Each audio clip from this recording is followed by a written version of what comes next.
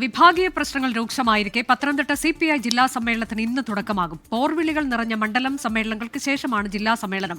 ജില്ലക്കാരനായ ഒരു സെക്രട്ടറിയെ സമവായത്തോടെ തെരഞ്ഞെടുക്കാനുള്ള ചരടുവലികളിൽ സംസ്ഥാന നേതൃത്വം തുടങ്ങിക്കഴിഞ്ഞു. ഇന്നു മുതൽ 3 ദിവസങ്ങളായി കോന്നിയിലാണ് സമ്മേളനം.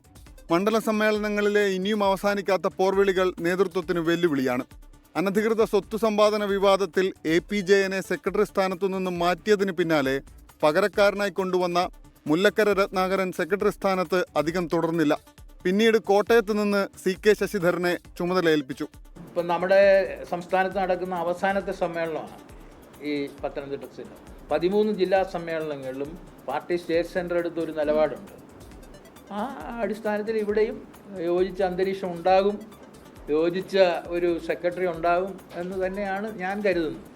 ജില്ലാ സമ്മേളനത്തിന് മുമ്പ് ഇന്ന് നടക്കേണ്ട ബാനർ ജാഥകളിൽ ഒന്ന് ഉൾപാർട്ടി കലഹം മൂലം റദ്ദാക്കി. മുൻ ജില്ലാ സെക്രട്ടറി സുകുമാരപിള്ളയുടെ മകൻ സന്തോഷ് സംസ്ഥാന നേതൃത്വത്തിന് പരാതി നൽകിയതോടെയാണ് നടപടി. പൊതുസ്വീകാരനായ സ്ഥിരം സെക്രട്ടറിയെ തിരഞ്ഞെടുക്കലാണ് പാർട്ടിക്ക് മുന്നിലെ ഏറ്റവും വലിയ വെല്ലുവിളി. നിലവിലെ അസിസ്റ്റന്റ് സെക്രട്ടറി PR ഗോപിനാഥ്, സംസ്ഥാന കൗൺസിൽ അംഗം D സജി എന്നിവരെയാണ് ഔദ്യോഗികപക്ഷം സെക്രട്ടറി സ്ഥാനത്തേക്ക് പരിഗണിക്കുന്നത്. ശ്രമം പരാജയപ്പെട്ടാൽ സമവായ പേരായി അസിസ്റ്റന്റ് സെക്രട്ടറിയായ KG രതീഷ് കുമാറിന് നറുക്കുവീണേക്കും. 24 പത്തനംതിട്ട.